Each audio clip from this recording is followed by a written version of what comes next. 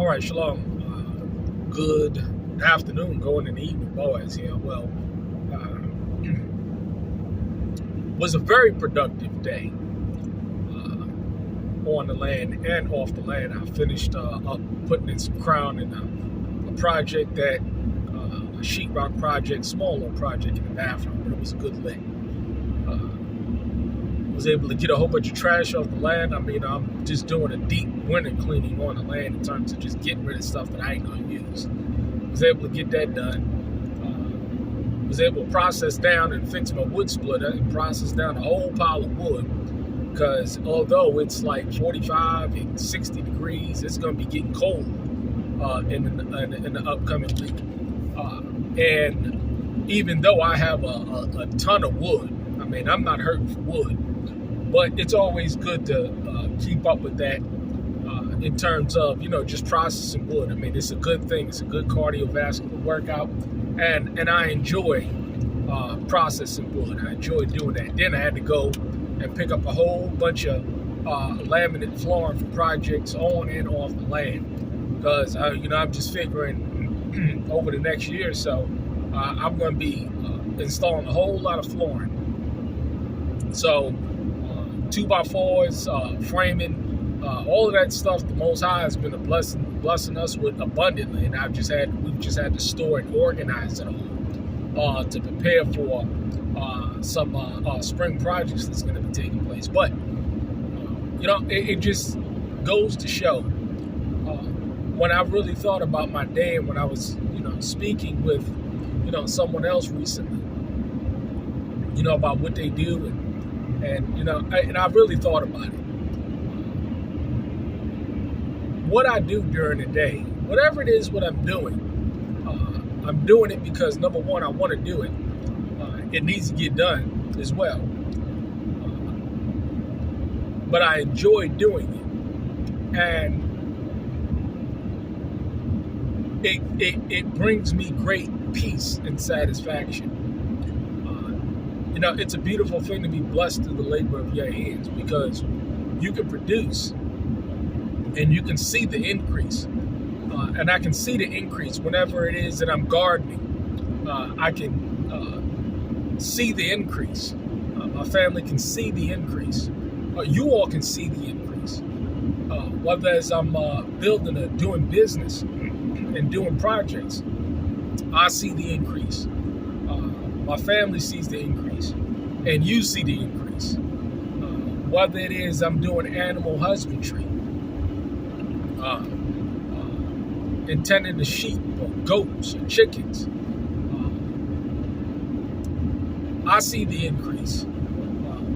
My family sees the increase, and you see the increase. All of these things I show to encourage and to uplift people, because you can do it too.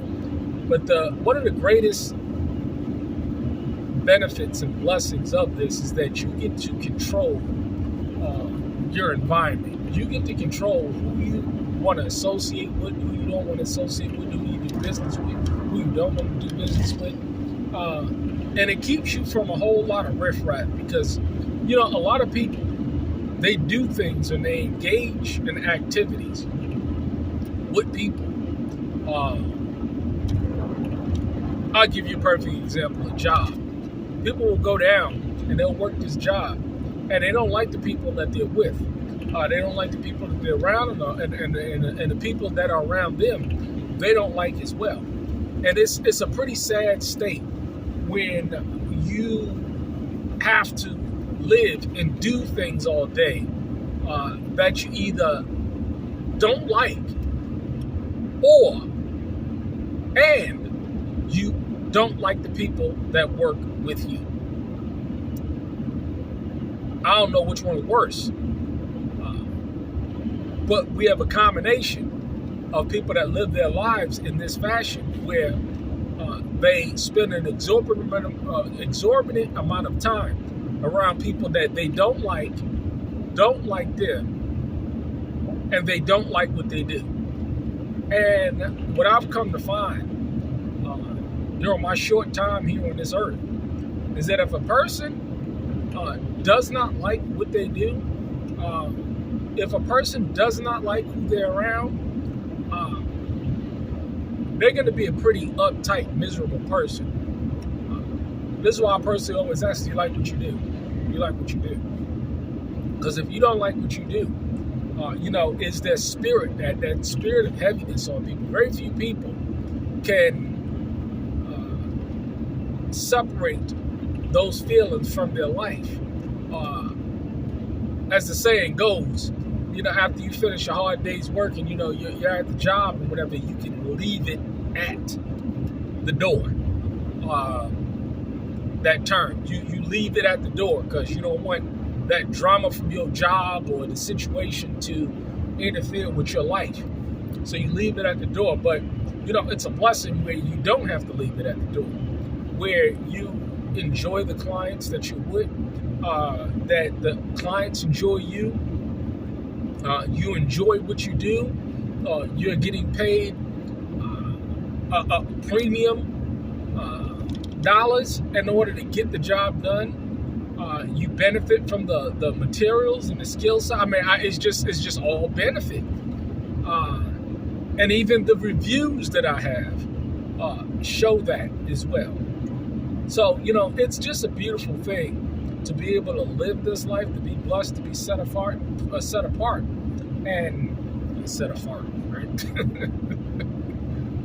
But be set apart and live a quiet and peaceful life, because especially in this day and age, we don't see many people living a quiet and peaceful life.